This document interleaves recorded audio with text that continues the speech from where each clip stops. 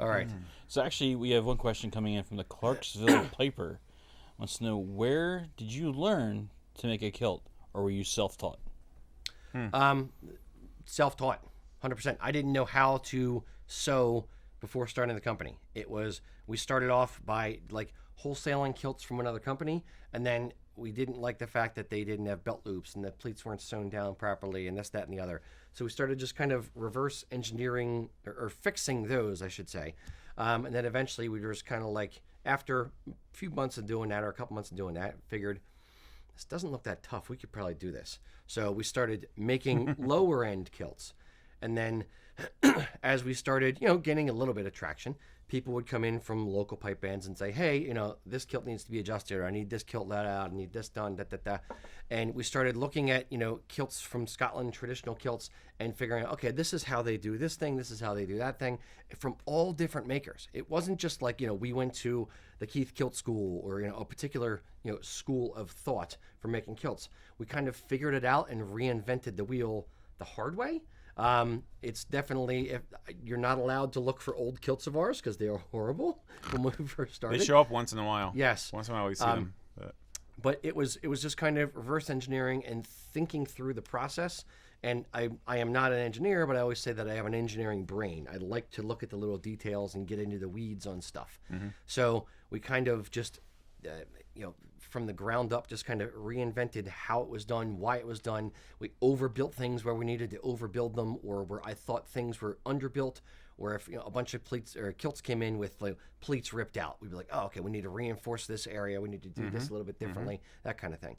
So when we first started bringing people in to start working with us, like when Mac came in, he wasn't traditionally trained as a kilt maker either. He was learning what we were telling him we wanted him to do. So we did it our own way. Now, we have the Art of Kilt Making book from Barb Tewksbury, who's a wonderful, wonderful lady.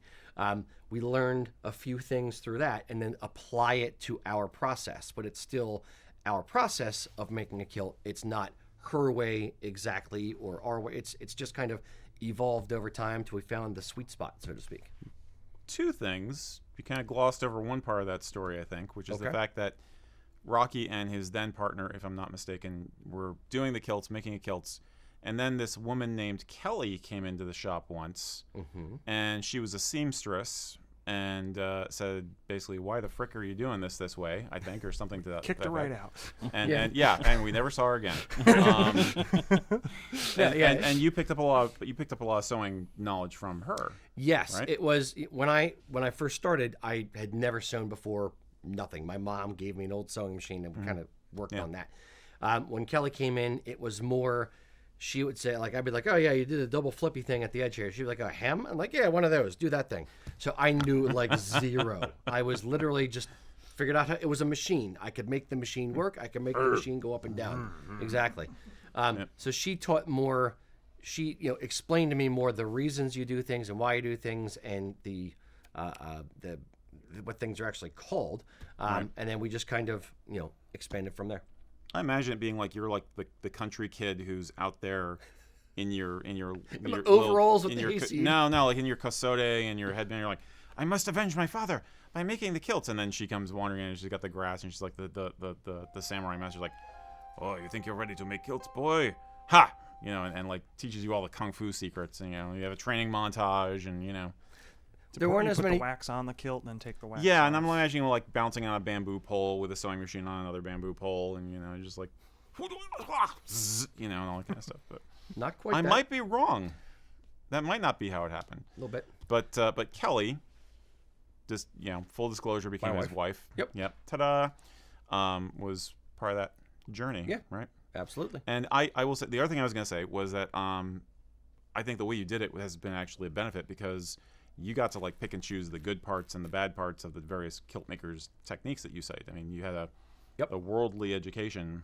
Yeah. And if to toot our own horn, I think our kilts are better built than many we've seen because you hybridized took the best of the best techniques. Yeah, it's there. And we know that Americans tend to beat the hell out of stuff. So you like you said, you overbuilt it. Yeah, exactly. Yeah. It's when we first started, the goal was to overbuild it and not have to worry about this thing coming undone later or this thing having a problem or this thing takes too long to do for no real value, or this thing, can be done better. So it was just kind of a whole process of coming up with the best way to do things. So there's 100 different ways to skin a cat. And I'm not saying our way is the right way. I'm not saying Scotland doesn't know what they're doing, or this company doesn't know, or that. There's a bunch of different ways to do it. And there are probably better ways than we do it, and there are probably worse ways than we do it. This is just the way that we do it. Yeah. Yes, indeed. And the rest is hysterical. Yes. And that's all I have to say about that. Really? You're going to laugh at that one? It's a good one. It's a good one. I like wordplay. Wow. Ian's my easiest audience. He's an easy my mark. biggest- yeah. Appreciate it, man. Through the years, have kind of honed our craft. So what started out 14, 15 years ago for beer money became a full-time business for us within a year, and we've just gotten better and better.